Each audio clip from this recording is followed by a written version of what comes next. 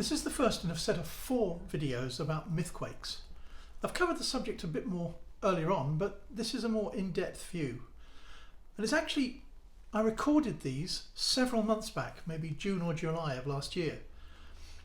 But I held them back because I wanted to hold them back until I had more of the book that relates to them ready, which ended up being held up for quite a while. But one thing I need to emphasize is that when we talk about mythquakes, it's not an event that's the mythquake. So for example, right now, it's not the pandemic that's the mythquake. What it actually is that a myth is an untested or unverified assumption. And a mythquake occurs when that myth collides with reality department. And we scale different mythquakes in various levels, depending on how many lives they affect. So what we're dealing with right now is a Mythquake 7 rising rapidly to a Mythquake 9. We have to take it very seriously indeed. But we do that by looking at the small Mythquakes.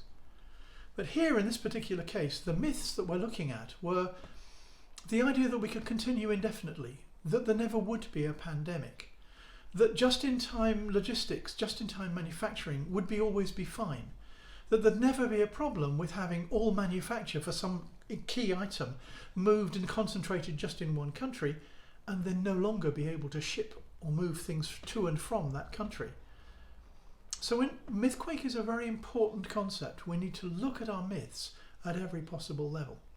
That's what this series of videos is about. In the next series of videos, I want to talk about an idea called mythquake, a new concept about how to understand change. A myth is an untested or unverified assumption. And most of us operate on assumptions about pretty much everything. Everyday life is based on assumptions that things will stay the same or do what we expect.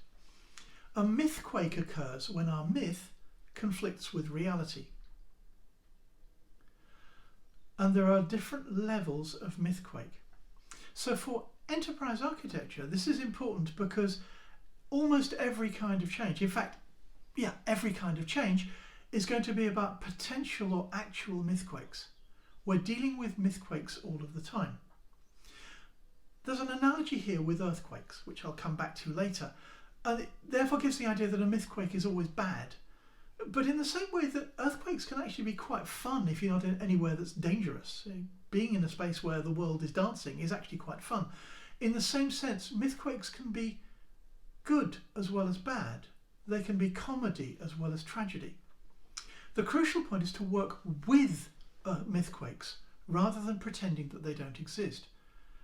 We can't hide from mythquakes. Reality department will force a mythquake on us anyway whenever our myth conflicts with reality. But we need to practice on the small mythquakes in order to be ready for the big ones.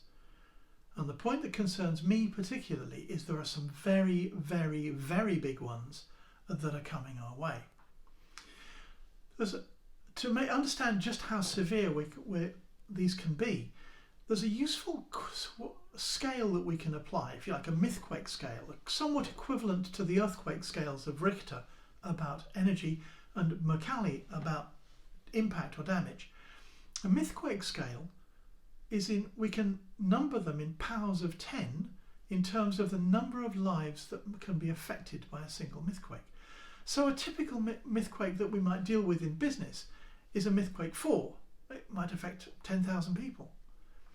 I call it a mythquake scale because I'd hesitate to call it a grave scale because it unfortunately can be all too literally true. So a myth is an untested or unverified assumption. A mythquake occurs whenever a myth conflicts with reality. In the next episode, I'll look at how that affects what we do as enterprise architects.